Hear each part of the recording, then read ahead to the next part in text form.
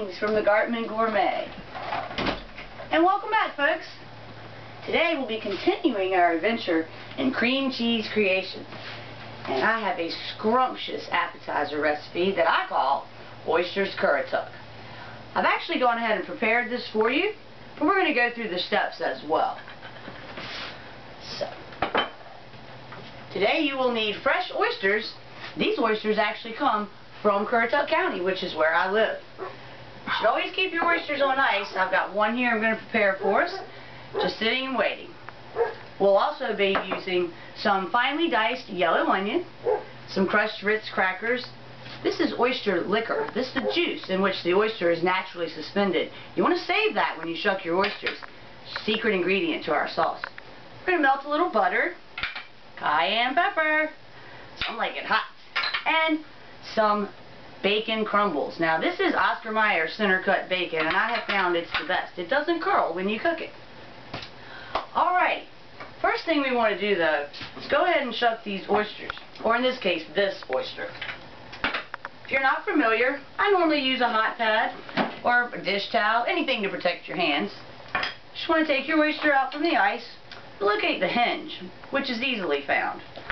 Place that in your left hand, go right under that hinge, give it a twist, turn it around, because you want to cut what's known as the foot from the oyster. You can now discard the flat shell, and that leaves you with the oyster. You want to cut the bottom out of that as well, and any oyster liquor we have remaining we'll include with this. Now I'm going to set that back on the ice, and we'll go ahead and make our sauce. Now, I have some onions I've sauteed in bacon grease to the point almost of disintegration. They smell delicious. We're going to soften our cream cheese. Take about 6 seconds in the microwave.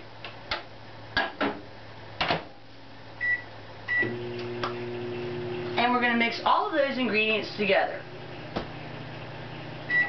Okay, now, first thing we'll do is we can add in that oyster liquor. Make sure we get every bit of that. That's a lot of your flavor there. Our bacon crumbles. Plenty of cayenne. In fact, I believe that's a quarter teaspoon. We have 1 clove of garlic, freshly pressed. Ladies, if you don't have a garlic press, I highly suggest you get one. They are wonderful. Just a quick squeeze, and there's all the garlic you need. Simply scrape that off with your knife directly into the bowl. Okay. Now, you can mix this up with a fork. Your cream cheese is nice and soft. Just give it a spin. We're also going to be including just about a teaspoon of fresh lemon juice. Get that mixed up together, let those flavors be melding, and go ahead and squeeze some fresh lemon juice. Now if your lemon is a little hard, just take it, give it a quick roll or two on your cutting board there, it softens it right up. Simply take our knife and cut that in half. And fresh juice is on its way. So a quick little squeeze there, and you don't need much. Just a little bit for that slight hint of citrus. Okay, well, this is not yielding too terribly much juice. We're going to go ahead and use both halves. Now, I'm not a big pulp person, so I like this particular juicer. Keeps the pulp out, but the flavor in. Okay, so that should be just about enough. We'll go ahead and dump that in as well. Add that right to our cheese mixture. And again, simply stir it with a fork. Our onions are just about done. We're going to go ahead and get them from the pan. You gotta love a dish that only uses 1 bowl and 1 pan. That's my kind of cooking. So we're just going to scrape these directly out of the bowl. Don't worry if there's still a little bit of bacon grease in there. Oh, it adds that nice smoky flavor. Oh boy, if you can smell these. Okay. is going to form the base of our cheesy melt on which we will top our oysters. A few more turns with the fork. This mixes up nice and smooth, and boy does it melt up creamy. Alrighty, now, just that little bit of oyster liquor and you can smell it. Oh, it smells so good. If you're not an oyster connoisseur, you may become one after this. I'll tell you what. Okay, so we want to retrieve our oyster, and we're simply going to place it in the pan. Now, if you need these oysters to stay warm for any amount of time, fill your pan with rock salt. I'm going to eat these immediately, so I don't have a need for that. But if you did, you would just give them a little nest and a bed to set in as well.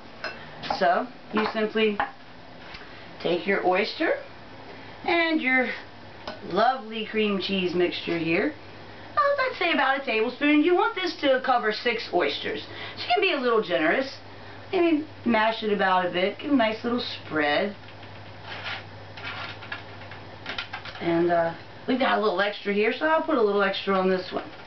Now, next, I'm going to take some Ritz crackers.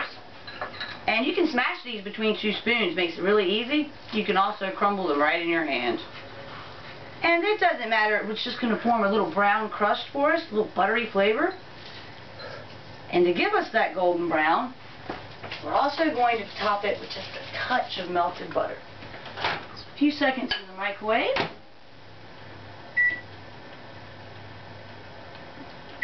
And we want to have your oven on broil. And your rack needs to be about 4 inches from your heat source. They're going to cook between 8 and 10 minutes. When broiling, always stand there and watch. I've learned this lesson the hard way over and over. So, I'll give you a time window, but you need to make sure you're watching. Now, okay, our butter is melted.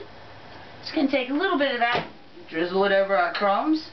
You don't want them too terribly saturated, but enough to make them moist. Just use my baking spoon here, because again, you just can't get too much bacon flavor. Alrighty. And if they're not quite mashed enough, you can use your spoon right against the edge of your bowl. Make them a tiny bit finer. Okay, now, just going to sprinkle that on the top. You want to just about cover your cheese. It can peek out a little on the edges though. There we go. Oh boy, that looks good. So, this pan may be a little warm from cooking earlier. Use my hand. So into the oven that goes. Again, 10 to 12 minutes and they'll be done. Keep an eye on them though. I've already prepared these for you. And here they are. So, Oysters Currituck, ladies and gentlemen. Be sure to tune in next week as we continue our journey through Philadelphia cream cheese entrees. And boy, you won't believe what I have in store for you. So I'm Julie, and I'm What's Cooking.